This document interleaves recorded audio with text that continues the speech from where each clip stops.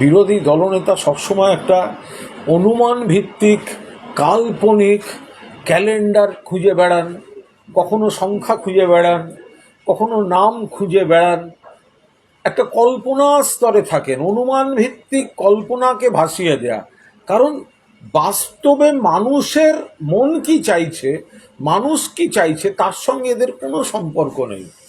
ফলে বাজার গরম করতে একটা ক্যালেন্ডার, 20 সাল থেকে দেখবেন অমুক তারিখে অমুক দিন এই হতে চলেছে, অমুক এতগুলো লোক বাদ যেতে চলেছে। সুপ্রিম কোর্ট ধরে ধরে বলছে ইলেকশন কমিশনকে যেভাবে ভারতীয় জনতা পার্টি রাজনৈতিক উদ্দেশ্য প্রণোদিতভাবে ব্যবহার করতে চাইছে, সুপ্রিম কোর্টের যা প্রসিডিং চলছে, যা হিয়ারিং, যা অবজারভেশন, তাতে তো দেখা যাচ্ছে যে নানা প্রশ্ন যেগুলো আমরা তুলছি, গণতন্ত্রে যেটা উঠবেই, সেটা সুপ্রিম কোর্টের মনেও আসছে, সেই প্রশ্নগুলো তুলছেন।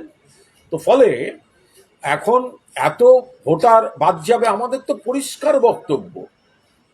আমরাই তো, মমতা ব্যানার্জি তো প্রথম বাংলায় নিখুঁত ভোটার তালিকার দাবি করেছেন। এই যে মহারাষ্ট্র বা দিল্লির পর যে ধরা পড়লো যে অন্য রাজ্যের ভোটার এ রাজ্যের ভোটার লিস্টে ঢুকিয়ে দেওয়া হচ্ছে, কারা আপত্তি করেছে?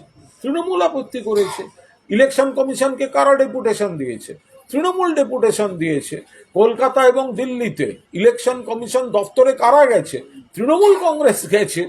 আমাদের বক্তব্য, অবৈধ ভুয়ো ভোটার বাইরের রাজ্য থেকে যেগুলো ঢোকানো হচ্ছে বাদ যা, কিন্তু একজন বৈধ ভোটারকেও আমরা বাদ দিতে দেব না।